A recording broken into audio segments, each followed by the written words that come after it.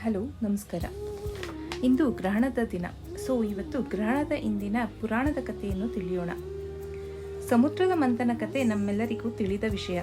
ಅಲ್ಲಿ ಅಮೃತಕ್ಕೋಸ್ಕರ ಸುರರು ಅಸುರರು ಹೋರಾಟ ನಡೆಸುತ್ತಾರೆ. ದೇವತೆಗಳಿಗೆ ಜಯ ದೊರೆತು ಅಮೃತ ಕಳಸವನ್ನು ತಮ್ಮದಾಗಿಸಿಕೊಳ್ಳುತ್ತಾರೆ.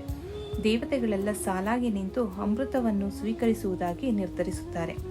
ಆಗ ಸೂರಭಾನು ಎಂಬ ಅಸುರ ಕೂಡ ಸಾಲಲ್ಲಿ ನಿಲ್ಲುತ್ತಾನೆ. ಇದನ್ನು ಗಮನಿಸಿದ ಸೂರ್ಯಚಂದ್ರರು ತಕ್ಷಣ ವಿಷ್ಣುವಿಗೆ ವಿಷಯ ತಿಳಿಸುತ್ತಾರೆ. ಆಗ ವಿಷ್ಣು ತನ್ನ ಸುದರ್ಶನ ಚಕ್ರದಿಂದ ಸೂರಭಾನುವಿನ ಕುತ್ತಿಗೆಯನ್ನು ಕತ್ತರಿಸುತ್ತಾನೆ. ಅಷ್ಟರಲ್ಲಿ ಸೂರಭಾನು ಅಮೃತವನ್ನು ಸೇವಿಸಿರುತ್ತಾನೆ. ಹೀಗಾಗಿ ಅವನು ಮರಣ ಹೊಂದುವುದಿಲ್ಲ. ಸೂರಭಾನುವಿನ ತಲೆ ರಾಹುವಾಗಿಯೂ ದೇಹ ಕೇತುವಾಗಿಯೂ ಅಲೆದಾಡುತ್ತಾ ಇರುತ್ತೆ.